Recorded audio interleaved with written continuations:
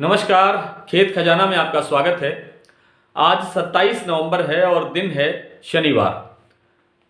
दक्षिण भारत के से जो कल एक खबर आई थी कि वहां एक कोरोना का एक नया वेरिएंट मिला है जिसे नाम दिया गया है B.1.1.529 और कहा जा रहा है कि इस वेरिएंट को का जो असर है वो बहुत ज़्यादा खतरनाक है। इसका संक्रमण बहुत तेज़ी से फैलता है, बहुत ज़्यादा स्पीड है इसकी फैलने की और इसका जो जो प्रतिरोधक जो दवाएं हैं उनका इस पर कोई असर अभी होता हुआ दिखाई नहीं दे रहा है, ऐसा विशेषज्ञ लोगों का कहना है। और इस वेरिएंट के आते ही, जैसा कि कल भी हमने जिक्र किया था इस बुलेटिन में, कि इस के कारण से सारा का सारा बाजार धराशायी होता हुआ दिखाई दिया है। सेंसेक्स बुरी तरह गिरा है, निफ्टी बहुत बुरी तरह से गिरी है और एग्रो कमोडिटी की जितनी चीजें हैं उनके साथ साथ दूसरी तरह की जितनी कमोडिटी है उन सब में भी बड़ी गिरावट दर्ज की गई है। इंटरनेशनल मार्केट के अंदर जैसे ही खाद्य तेलों में गिरावट आती है उसका असर भारतीय बाजार पर भी आता है और भारत में जैसे क्रूड पाम ऑयल का बाजार गिरा, जैसे सोया तेल का बाजार गिरा, वैसे का वैसे यहाँ भी जो घरेलू खाद्य तेलों के भाव हैं और जो खाद्य तेलों के तिलहन का जो बाजार है उस पर भी बड़ी गिरावट दर्ज हुई है। जैसे क्रूड पाम तेल का भाव गिरा और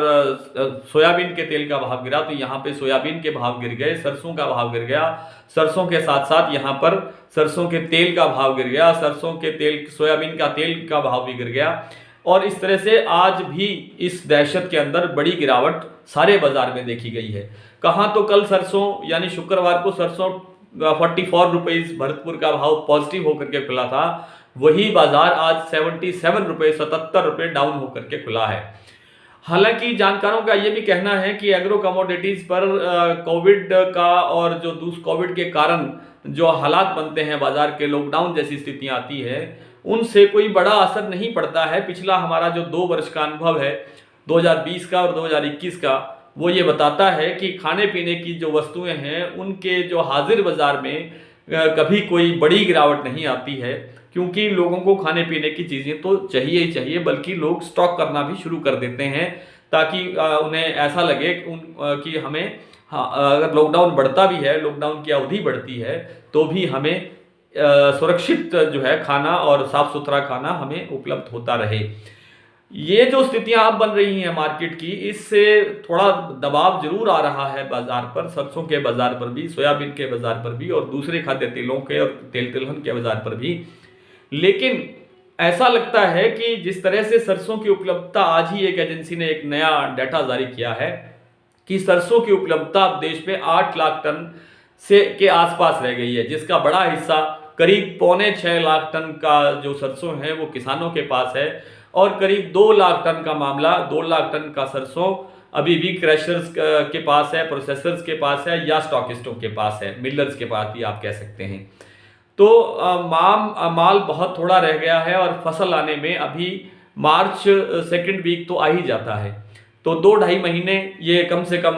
3 महीने की जो अवधि है, इस अवधि के लिए हमारे पास पर्याप्त मात्रा के अंदर सरसों की उपलब्धता नहीं है। दूसरी चीज ये है कि सरसों के तेल की जो मांग है वो सर्दी में, और यहाँ से शादियों का एक बड़ा सीजन निकल रहा है। कुछ जानकार लोग कहते हैं कि करीब करीब देश के अंदर 3 लाख से ज़्यादा शादियाँ 1 महीने में होने वाली है, इस अगले 1 महीने के अंदर। तो इस इतनी बड़ी तादाद में जब लागत बढ़ेगी तो सरसों के तेल की और सरसों की खपत जो है उसमें निश्चित रूप से वृद्धि होगी। तो कहने का तात्पर्य ये है कि आने वाले दिनों के अंदर जो सरसों यहाँ से अब फिर 70 रुपये 77 रुपये टूट करके गई है, ये रिकवरी होगी और जो पिछला नुकसान हुआ है वो भी रिकवरी होगी। रिकवरी के लिए अब समय कितना लगता है, ये वेरिएंट कितनी तेजी से फैलता है और दूसरे देशों में क्या स्थिति रहती है, उसका बाजार पर असर पड़ेगा। उसके बाद ही बाजार की सही दिशा बनेगी। लेकिन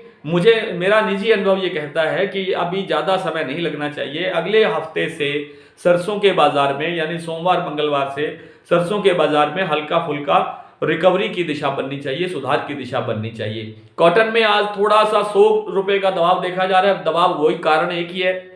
अंतर्राष्ट्रीय बाजार में जब सब चीज़ों के बाजार में जब दाम घटते हैं तो हर चीज़ पर दबाव आता है, और वही कारण है कि आज कॉटन का बाजार 100 रुपये के करीब करीब डाउन है। लेकिन ये डाउन बहुत ज़्यादा लंबा समय नहीं रहेगा और ये सब स्थितियाँ आगे आगे सुधरती जाएंगी। जो आपका ग्वार का बाजार है, ग्वार के बाजार के अंदर भी इसी कारण से ही बड़ी तेजी है, क्योंकि अब इंटरनेशनल मार्केट के अंदर पहले से डिमांड कम हुई थी और पहले से डिमांड कम होने के बाद इस वेरिएंट के आने के बाद में फिर और दूसरी क्रूड पाम ऑयल का जैसे लेवल गिरा, बाजार गिरा, तो ग्वार की भी डिमांड कम हो गई, ग्वार गम की डिमांड कम हो गई, इसलिए बाजार आज थोड़ा सा और डाउन है। लेकिन जानकारों और विशेषज्ञों का कहना है कि जनवरी के पहले से दूसरे सप्ताह के अंतर में बीच में ग्वार का भाव बहुत अच्छे स्तर पर सुधार की तरफ बढ़ सकता है, यदि इस नए कोरोना वेरिएंट ने सारी स्थितियों को सामान्य रहने दिया और ये वहीं कंट्रोल हो जाए अगर उसी देश में, तो ज़्यादा सुविधाजनक बात रहेगी और यहाँ से ग्वार की स्थिति सुधर सकती है। आइए कुछ मंडियों के भाव देखते हैं। आज भरतपुर का भाव खुला है 7850 रुपये, कल से 77 रुपये डाउन है। और सलोनी में भाव आज 100 रुपये से ज़्यादा टूटा है, 150 रुपये तक टूट गया है। आज सलोनी के भाव हैं 8750 रुपये से लेकर के 8900 रुपये। जयपुर का भाव है 8325 रुपये, गंगापुर 7850 रुपये, नेनावा गुजरात 7655 रुपये, हिंडौन 7867 रुपये, एलनाबाद 7250 रुपये, दादरी 7900 रुपये, रायसिंह नगर 7681 रुपये, हापुड़ 8250 रुपये, नौहर 7500 रुपये, निवई मंडी 8325 रुपये, बारा मंडी 7610 रुपये, बीकानेर 7300 रुपये, खेरली 7925 रुपये, जोधपुर 8030 रुपये, कोटा 7300 रुपये, दिल्ली 8100 रुपये, टोंक 8305 रुपये, खैरथल मंडी 7850 रुपये, ग्वालियर 7800 रुपये, बरवाला 7700 रुपये, आदमपुर मंडी 7551 रुपये। नरमा यानी कॉटन, बीटी कॉटन, बीटी नरमा आज एलनाबाद में बिका है 8552 रुपये, अबोहर में 8735 रुपये,